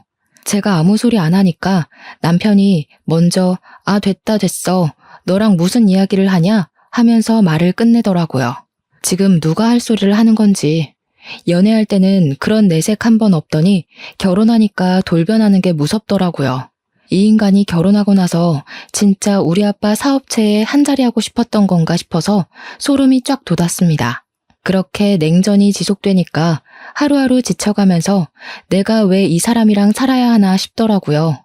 어차피 혼인신고도 안 했는데 그냥 헤어질까 하는 찰나에 동생에게서 연락이 왔습니다. 자기가 아버지 회사에 출근을 하게 됐다고. 형부 덕분에 기운도 차렸고 새로운 걸 해보고 싶은 마음에 컴퓨터 학원을 다니면서 워드 자격증을 땄대요. 정정당당하게 이력서 넣고 면접 보고 합격해서 출근하게 되었다고 하는데 마음이 다 뭉클하더라고요. 그런 와중에 남편이 저에게 화해 제스처를 보냈고 언제까지 이렇게 말없이 살 거냐고 숨이 막힌다고 하더라고요. 그러면서 서로 오해가 있는 걸 풀었으면 좋겠다고 주말에 같이 캠핑 카라반 같은 걸 예약했다고 거기나 놀러 가자고 하더라고요. 또 남편이 먼저 손을 내미니까 그러자 싶어서 주말에 마트에 가서 장을 보고 카라반에 가기로 했습니다. 원래 캠핑의 묘미는 고기를 구워 먹는 거니까 장을 보는데 남편이 고기를 무슨 2근을 사는 거예요. 둘이 먹을 건데 뭐 이렇게 많이 사는 거냐 하는데 소고기 먹을까? 하면서 한우 비싼 걸 잡더라고요. 원래 캠핑의 묘미는 삼겹의 목살이다 하면서 돼지고기로 골랐죠. 소고기는 숯불에 다 늘어붙거든요. 남편이 너무 과하게 사길래 말리다가 포기하고 장을 봐서 캠핑 카라반으로 갔는데 참나 거기 신우가 떡하니 와 있대요. 저 보자마자 장 많이 봐왔냐고 하는데 진짜 욕이 나오더라고요. 화해 제스처는 개뿔, 신우 식구들 먹일 장만 잔뜩 봐서 강꼴이 된 거죠. 진짜 떨떠름하게 바비큐 준비해서 술까지 차리고 고기를 굽기 시작했는데 제가 아무것도 안 하고 가만히 있었어요. 원래 캠핑 같은 데 가면 남편이 고기 굽잖아요. 제가 상까지 차렸는데 고기까지 구워야 하나 싶었던 거죠. 근데 그걸 보더니 신우가 저한테 공주님이 따로 없다고 비꼬대요. 일부러 못 들은 척하고 무시했죠. 그러니까 신우가 뭐라는 줄 아세요? 그쪽 집안 귀머거리인 거 내가 유전이랬지? 혹시 우리 올케도 내 말이 안 들리나? 그 말을 참고 넘어갈 사람이 과연 몇이나 될까요? 당연히 저도 참지 않았습니다. 결혼식 날 머리 뜯긴 게 부족했나 봐요. 그 주둥아리로 지금 뭐라고 하신 거예요? 뭐? 주둥아리? 제정신이냐?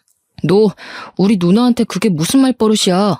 올케, 집 좀 산다고 내 동생 너무 무시하는 거 아니야? 고기는 여자가 구워야지. 그리고 소고기도 아니고 삼겹살이 뭐니? 격 떨어지게. 그런데 더 짜증나는 건 심애부였어요. 옆에서 살살 부추기면서 하는 말이 장모님이 그러던데 취업시켜달라던 건 무시하고 귀머거리 동생만 취직했다며? 하면서 자기도 이직하고 싶다는 겁니다. 만년 과장으로 살 수는 없고 어디 이사나 전무자리 좋은 데 있으면 자기랑 저희 남편 취업 좀 시켜달라고요. 열이 뻗쳐서 말로 싸우기를 포기하고 사왔던 돼지고기 2근을 전부 심해부 신우 남편의 얼굴을 향해 던졌습니다. 다들 생고기를 처맞고 깍깍거리는데 저도 씩씩거리면서 할 말 다 했죠. 아줌마는 여자 아니야? 시자 붙었다고 시킬 생각만 하네. 그러지 말고 손수 모범을 좀 보이던가. 그리고 전무나 이사? 아저씨가 할 줄 아는 게 뭐가 있다고 그 자리를 달래? 우리 아빠 회사가 무슨 구멍가게인 줄 알아? 능력이 있어야 뭘 시켜주든지 말든지 하지. 취업 청탁은 누가 하는 건데 지금 누구 보고. 내 동생은 당당하게 이력서 넣고 합격한 거거든? 진짜 살다 이런 개차반의 무식한 인간들 처음 본다. 그러니 남편이 뭐? 무식? 내가 그런 소리 하지 말랬지? 하면서 달려들더라고요. 야, 돈 없어서 대학을 못 갔다고? 웃기지 마. 장학금도 있고 학자금 대출도 있는데 뭔 핑계야. 그냥 네 성적에 그저 그런 대학 가야 하니까 핑계대고 부사관 간 거겠지. 그리고 그 고기 잘 씻어서 먹으면 되지 않겠어? 가족들끼리 두런두런 좋은 시간 보내고 우리는 여기서 갈라섭시다. 혼인신고도 안 했겠다. 집도 4명이겠다. 혼수도 내가 해왔겠다. 몸만 나가면 되지? 옷까지 몇 개 있는 거 그건 택배로 보내둘게. 착불로. 남편이 뒤에서 부들부들 떨면서 진짜 가면 이혼이야 하는데 저는 이미 갈라서기로 결심했는걸요. 그대로 운전해서 신혼집 비밀번호부터 바꿔버리고 대충 짐 싸서 친정으로 도망을 왔습니다. 친정 부모님이 놀라시긴 했지만 제가 차근차근 모든 일을 이야기하니까 아무 소리 하지 않고 잘 왔다고 해주셨어요. 그 와중에도 카라반에서 1박을 하고 온 건지 다음날 집 비밀번호 뭐냐고 난리치는 거 내 집에 자꾸 들어가려고 하면 가택 침입으로 고소하겠다고 했습니다. 친정집에서 출퇴근을 하는데 같은 회사를 다니고 있으니까 회사에서도 계속 찾아와서 난리를 치더라고요. 한 열흘 지나니까 저도 스트레스를 받고 아버지께서 저한테 그러지 말고 아버지 회사에 들어오는 게 어떠냐고 하셨습니다. 회사에 바로 사표 던지고 아버지 회사에 낙하산으로 들어가기로 했죠. 사표 내고 오전 중에 신혼집 가서 남편 물건 택배로 보내고 나왔는데 오후에 퇴근하고 나서 또 비밀번호 타령하길래 바로 경찰 불렀습니다. 혼인신고도 안 했으니까 가택 침입으로 조사를 받게 됐고, 그제야 제가 물을 마음이 없다는 걸 알았는지 갑자기 잘못했다고 하대요. 소 잃고 외양간 고치는 것도 아니고 저는 이미 결심이 섰기 때문에 싹 무시했습니다. 며칠이 더 지나자 이번에는 시모가 재산 분할을 해달라고 연락이 온 거예요. 어디서 뭘 찾아본 건지 재산 분할은 귀책 배우자 상관없이 하는 거라고 당당하게 말하길래 저도 이야기해줬죠. 변호사한테 물어보라고. 고작 5달 살았는데 무슨 재산 분할을 해주냐고요. 거기다가 아직 혼인신고도 안 했는데 재산 분할할 대상도 아니라고 하니까 시모도 변호사한테 물어봤나 봐요. 어디 법률사무소에 가도 똑같은 소리를 하니까 저한테 위자료 1,000만 원만 주면 안 되겠냐고 하더라고요.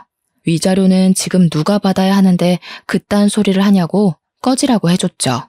회사도 그만뒀겠다. 신혼집도 꽁꽁 닫아버렸겠다. 남편이 아무리 뻔뻔해도 친정집 와서 난동은 못 부리더라고요. 아버지께서는 시간이 지나면 다 잠잠해질 거라고 하시면서 저를 위로해 주셨습니다. 덕분에 아침마다 아버지랑 동생 손잡고 같이 회사 출근하고 있어요. 이혼이랄 것도 없는 제 짧은 동거 생활 5개월을 이렇게 청산하고 벌써 3개월이라는 시간이 더 흘렀습니다. 아직까지도 가끔은 야밤에 자니? 하면서 문자가 오긴 하는데 나중에 스토커 짓이라도 하면 고소하려고 증거로 남겨주고 있습니다. 전 회사에서도 수근수근 거린다는데 언제까지 붙어있나 두고 보려고요. 저는 아버지 회사에서 출퇴근 잘하면서 동생과 같이 주말에 놀러도 가고 시간을 잘 보내고 있답니다. 남자라면 치가 떨리지만 그래도 가족들은 좋은 사람 만나서 재혼하길 바라는 듯 하시네요. 그건 시간을 두고 천천히 생각해보면 되겠죠? 앞으로는 겉과 속이 다른 사람은 피하고 싶어요, 정말. 아주 짧은 결혼 생활이었지만 비혼도 나쁘지 않은 선택이라는 결심에 힘을 실어준 시간이었습니다. 여러분들도 현명한 결혼 준비 혹은 비혼 준비하시길 바라면서 제 이야기는 여기서 마치도록 하겠습니다.